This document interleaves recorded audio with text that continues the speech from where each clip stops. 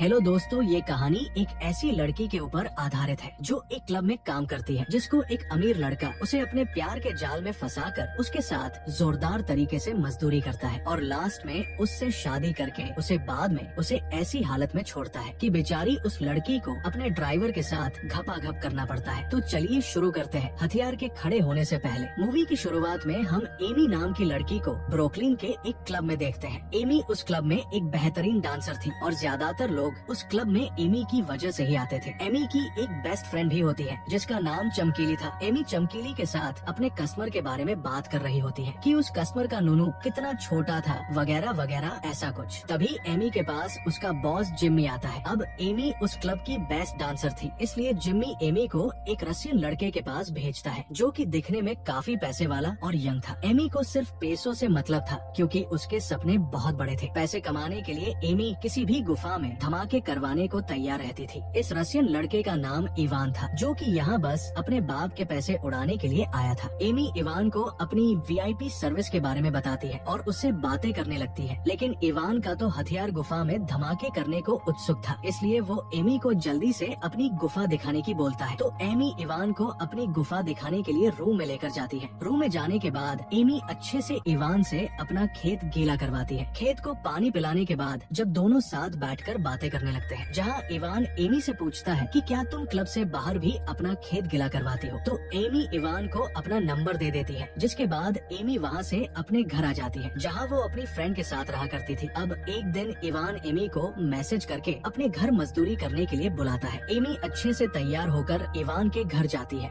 Amy Ivan का आलीशान घर देखकर हैरान थी कि एक छोटा बच्चा इतनी आलीशान लाइफ कैसे जी रहा है। इवान फिर एमी को अपने रूम के अंदर लेकर जाता है क्योंकि उसका हथियार जंग लड़ने को उत्सुक था। फिर दोनों जोरदार तरीके से जंग लड़ते हैं। जंग लड़ने के बाद एमी इवान से पूछती है कि आखिर तुम छोटी उम्र में इतनी मस्त लाइफ कैसे जी रहे हो, तो इवान उसे बताता है कि मेरा बाप रसिया का सबसे अमीर आदमी है जिसका नाम निकोलाई जकारोज है और इवान उसी का बेटा था। इवान ब्रुकलिन बस अपने बाप के पैसे उड़ाने आया था। ये सुनकर एमी की दिलचस्पी इवान की ओर बढ़ जाती है क्योंकि एमी भी ऐसी ही लाइफ जीना चाहती थी। इसके बाद एमी वापस अपने क्लब आ जाती है और अपनी बेस्ट फ्रेंड से इवान के बारे में बात करने लगती है कि इवान एक बिगड़ा हुआ रईस शहजादा है, उसके पास बहुत सारे पैसे हैं। ये सुनकर उसी के क्लब में काम करने वाली रंगीली चिढ़ जाती है क्योंकि एमी हमेशा बड़े बड़े लोगों को खुश किया करती थी।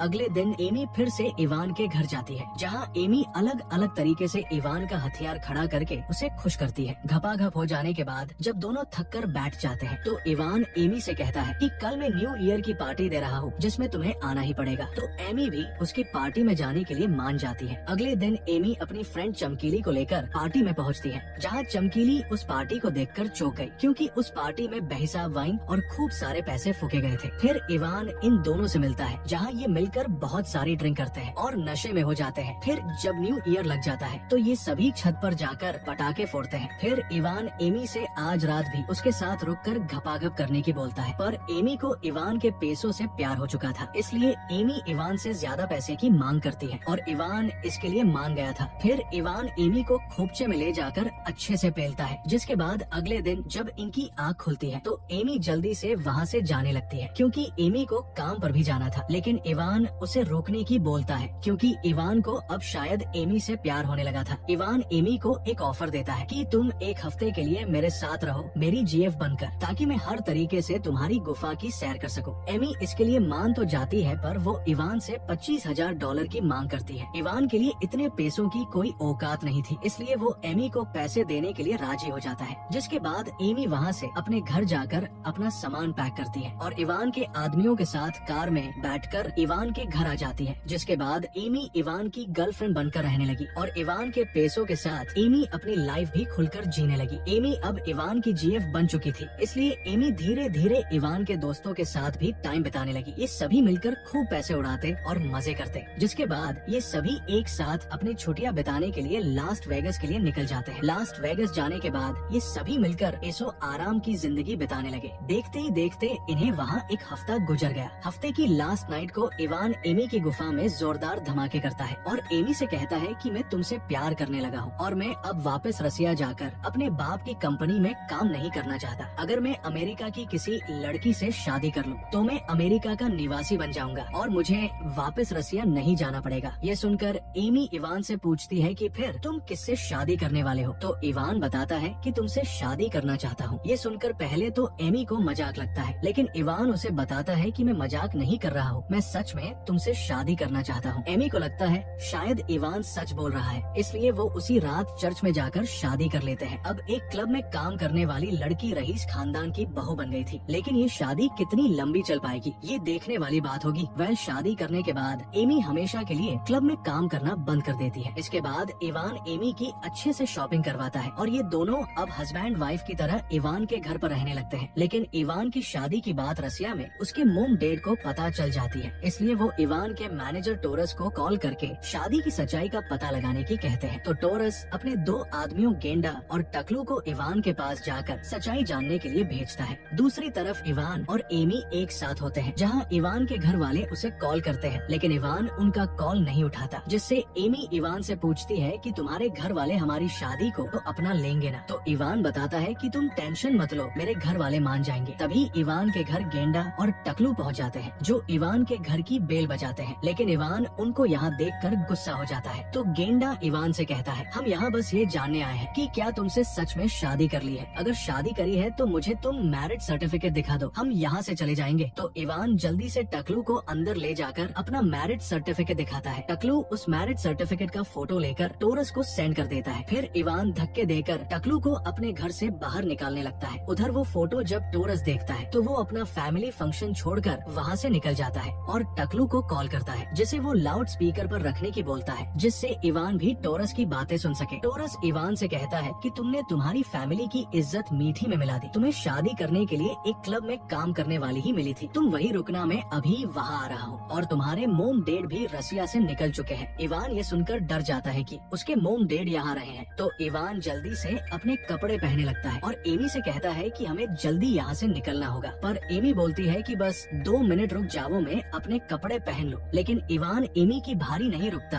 और अकेले ही वहाँ से भाग जाता है। ये देखकर एमी भी वहाँ से भागने की ट्राई करती है, लेकिन टकलू चचा किसी तरह एमी को पकड़ने लगते हैं। एमी उससे बचने की काफी कोशिश करती है, लेकिन टकलू दमदार था, इसलिए वो किसी तरह एमी को पकड़ लेता है। गेंडा जब वहाँ आकर ये देखता है कि टकलू ने एमी को पकड़ रखा है, तो वो टकलू से उसे छोड़ने की बोलता है। जब टकलू एमी को छोड़ देता है तो एमी फिर से भागने की ट्राई करती है, जिससे गेंडा और टकलू दोनों के साथ उसे रोकने की कोशिश करते हैं, जिसमें गेंडे को चोट लग जाती है, इसलिए वो टकलू से कहकर एमी के हाथ पर बंधवा देता है। थोड़ी ही देर बाद वहाँ टोरस भी आ चुका था। टोरस जब ये सारा सीन देखता है तो वो काफी घबरा गया था और वो एमी को समझाने लगता है कि इवान अभी छोटा बच्चा है, उसने तुमसे नादानी में शादी कर ली है, इसलिए तुम्हें मेरे साथ चलकर उसे तलाक देना ही होगा। पर एमी इसके लिए मना कर देती है और कहती है कि मैं इवान से प्यार करती हूँ, इसलिए मैं उसको तलाक नहीं दूंगी। तो टोरस एमी को बताता है कि इवान के बिगड़ा हुआ लड़का है, मैं उसकी बचपन से जानता हूँ, वो तुमसे प्यार नहीं करता बल्कि तुम उसके लिए खेलने का समाना हो। लेकिन एमी को उसके ऊपर ट्रस्ट नहीं होता। टोरस शादी की बात को खत्म करने के लिए एमी से मैरिज वाली रिंग भी छीन लेता है और एमी से कहता है कि अगर तुम इस शादी को तोड़ दोगी तो मैं तुम्हें $10,000 दूंगा। एमी के पास कोई और रास्ता नहीं था, इसलिए वो इसके लिए मान जाती है, पर वो एक शर्त रखती है कि वो इवान को ढूंढकर एक बार उससे बात करेगी। जिसके बाद सभी टोरस के साथ इवान को ढूंढने के लिए निकल जाते हैं। ये सभी कई घंटों तक पूरे शहर में इवान को ढूंढते रहते हैं, लेकिन इवान इन्हें घंटा भी नहीं मिलता, इसलिए वो सभी इवान के दोस्तों के पास जाकर वो इवान का पता पूछते हैं, लेकिन उन्हें भी इवान की कोई खबर नहीं थी। एमी इवान को लेकर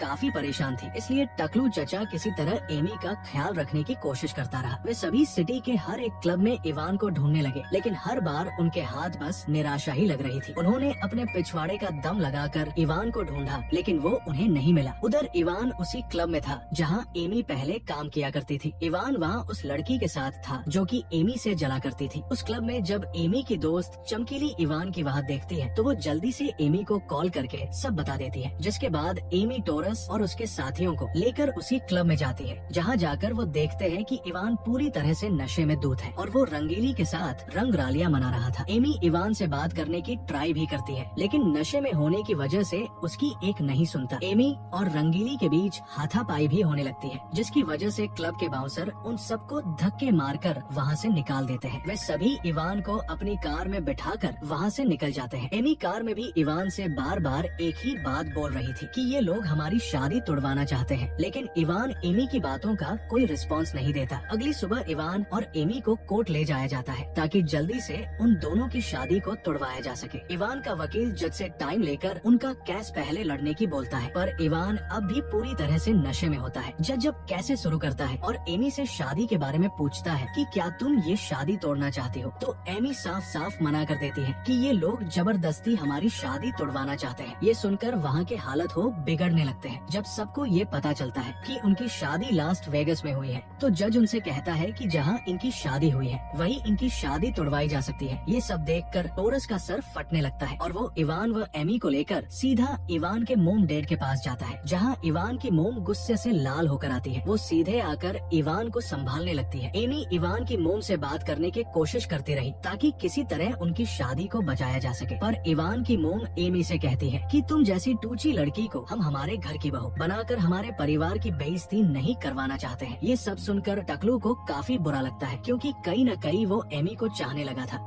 इवान का नशा उतरने के बाद वो अपनी मोम की बातें मानने लगता है और उनके साथ लास्ट वेगस जाने लगता है। एमी इवान से बात करने की ट्राई करती है और उसे जाने से रोकती है कि ये लोग हमारी शादी तोड़वाना चाहते हैं, तुम इन्हें क्यों नहीं रोक रहे हो, तुम तो मुझसे प्यार करते थे। तो इवान एमी से कहता है कि मैं इन्हें नहीं रोक सकता, मुझे मेरे मोम डैड की बात माननी पड़ेगी, और वो जाकर प्लेन में बैठ जाता है। अब एमी इससे काफी सैड हो चुकी थी, पर टकलू उसे किसी तरह समझाकर प्लेन में बिठा देता है। प्लेन में जब इवान के मोम डैड इवान को समझाने लगते हैं और अपने साथ रसिया चलने की बोलते हैं, तो इवान गुस्से में आकर अपनी मोम से बोलता है कि आखिर तुम मुझसे क्या चाहती हो, मैंने ऐसा किया क्या है, मैंने बस मजे करने के लिए एक क्लब वाली लड़की के साथ शादी ही तो की है, इसने कोई गुनाह तो नहीं कर दिया। ये सुनकर एमी को भी गुस्सा आ जाता है और वो इवान को भला बुरा कहती है कि अच्छा हुआ मैं तुम जैसे चूतिए से तलाक ले रही हूँ, वरना मेरी लाइफ झंड करके रख देता। तो इवान की मोम भी एमी की बात से सहमत होती है, क्योंकि इवान एक कमजोर इरादे वाला लड़का था जो अपनी जिम्मेदारियों से भाग रहा था।